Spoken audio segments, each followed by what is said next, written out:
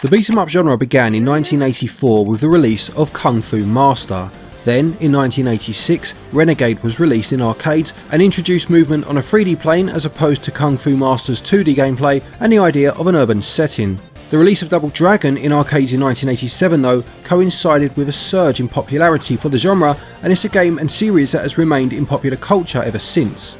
In 2012, a reboot for the series was released on the PS3 and the Xbox 360 called Double Dragon Neon, and it's this game that has recently released on the Nintendo Switch. But does it know its arsehole from its reverse elbow? I'm Glen Bolger, thank you to the publishing team for the review code, and now let's find out.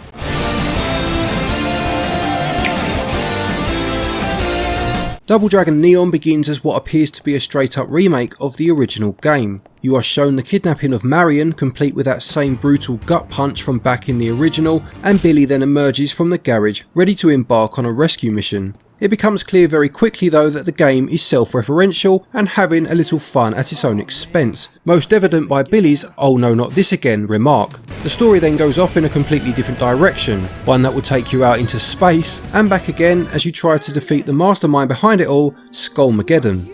In terms of the gameplay, Double Dragon stays true to the original by taking place on a 3D plane, albeit with a few 2D sections spliced in, and these involve that classic Double Dragon beat-em-up platforming. You will take on a number of enemies and defeating them will unlock the screen, allowing you to move further into the level. To defeat said enemies, you initially will have both a weak attack performed by pressing Y and a strong attack which is assigned to the X button. As well as this though, you can also jump with B, run by holding down ZR, and duck by pressing ZL. You can also grab and throw enemies when they are in a stunned state by pressing the A button. Pressing the strong or weak attack buttons whilst running, jumping or ducking will perform a slight variation to that move, such as a sweep kick when ducking instead of your usual straight punch. You also have the gleam mechanic. Basically, if you dodge an attack at just the right moment, you will earn a temporary boost in power, signified by the red glow that will surround your character. It doesn't end there though, as defeated enemies will sometimes drop music cassettes, and collecting these grants you additional abilities. These come in two forms. You have the more passive abilities that will increase your base stats. Examples include doubling the size of your health bar or boosting your attack power once your health drops below a certain level, and you also have special moves such as a spin kick or a knee drop that are all performed by pressing the R button. Only one of each of these two types of upgrade items can be equipped at any one time, and finding multiple copies of the same cassette will see that move or ability begin to power up. It certainly adds a strategic element to the game, as you can switch between these abilities as you go, sacrificing the health boost for that extra damage as you find yourself surrounded by enemies, for example. It would have been nice if there had been a way to favourite certain moves or save a particular setup so you could access it quickly rather than having to keep going into the menu screen, but to be fair, it's not a huge deal. Double Dragon Neon's biggest strength is this combat system. It's much deeper than it initially appears, and you will need to change your attack up to cater to the move patterns of the different enemy types. When I first started playing, I was just using standard weak attacks, figuring they would be enough for early game enemies, but they kept getting back up, and it was only when I varied my attacks that I made light work of such enemies and began to make good progress into the game. Whilst its combat system is deeper than something like Streets of Rage 4 for example, my game of the year for 2020, at the same time it doesn't quite flow as well. It's not as smooth in regards to its animation and therefore can feel a little clunky to begin with. Certain enemies have split-second frames of invincibility, such as when they begin to use a weapon, meaning that you will then need to delay your attack, and this just disrupts the ebb and flow of battle a touch. You do get used to it though, and on the whole I really did enjoy the combat in this game. Defeated enemies may also drop money, and this can be used when you encounter shops in some of the levels. In here you can buy some of the cassettes rather than wait to find them, and you can also buy extra lives, which is a huge blessing, as when you lose all of your lives you are sent back to the beginning of that level, and this will definitely happen at times because there are difficulty spikes within the game. As well as these standard shops, there are also upgrade shops where you can exchange mithril that you earn by defeating bosses to further upgrade any of the ability cassettes I mentioned earlier. Being a Double Dragon game, you can of course play the game in co-op, albeit only locally, there is no online, and this will see Jimmy enter the fray and join his brother Billy. Whilst playing in co-op, you can access the high five system by moving the right stick in a number of directions. This allows you to power up your co-op partner with Gleam or share health, which is quite an interesting idea. Friendly fire is also turned off by default. Gameplay is fun, challenging but rewarding owing to that combat system, and scores 16 out of 20. The implementation of the controls means you have a fair few moves at your disposal, and they do work well. They just perhaps feel a little stiff when compared to some of the beat 'em ups that have released since. They score 14 out of 20.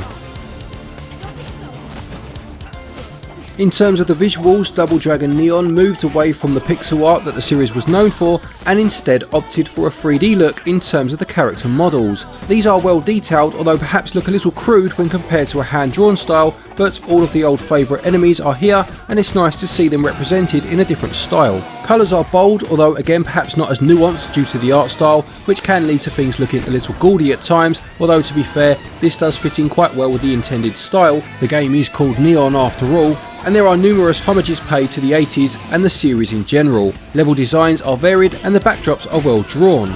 In terms of the audio, the score was composed by Jake Kaufman, and the classic Double Dragon theme makes a return with a remix flavour to it. The rest of the instrumental music has a heavy emphasis on rock, and there are also some tracks that have lyrics.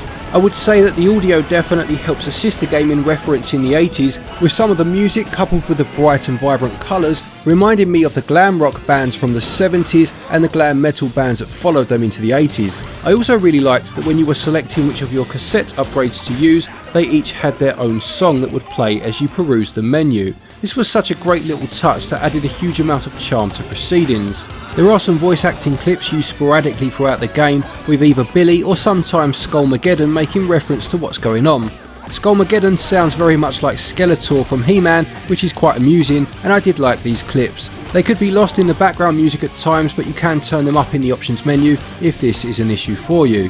Visuals are bright and bold and hold up relatively well, plus it's nice to see some variety in a genre that is top heavy with pixel art, and they score 15 out of 20.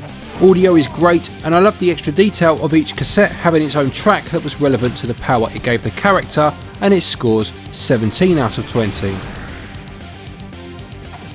Double Dragon Neon costs $14.99 and has yet to make its way to other regions. Although I have heard it should be releasing elsewhere soon, I don't have any prices at this moment in time.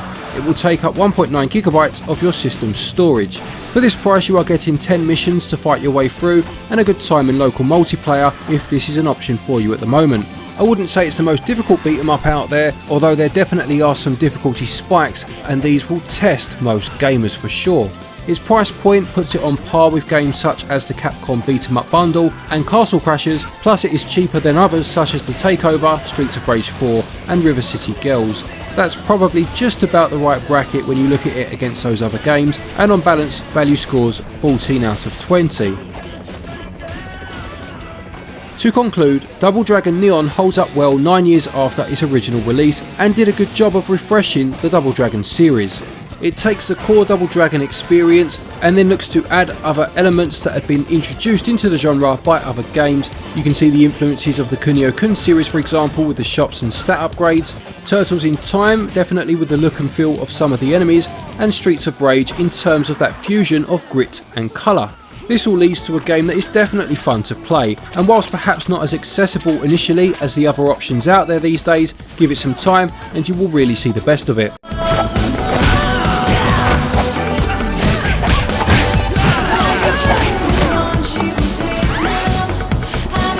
Double Dragon Neon gets a SwitchUp score of 76%. Thank you everybody for watching, I hope you enjoyed that review. Please do remember to leave a like if you like what you've just seen. A quick thank you to our Patreons as always for your continued support, and to each and every one of you for watching our videos. Take care, stay safe, and until next time, happy gaming.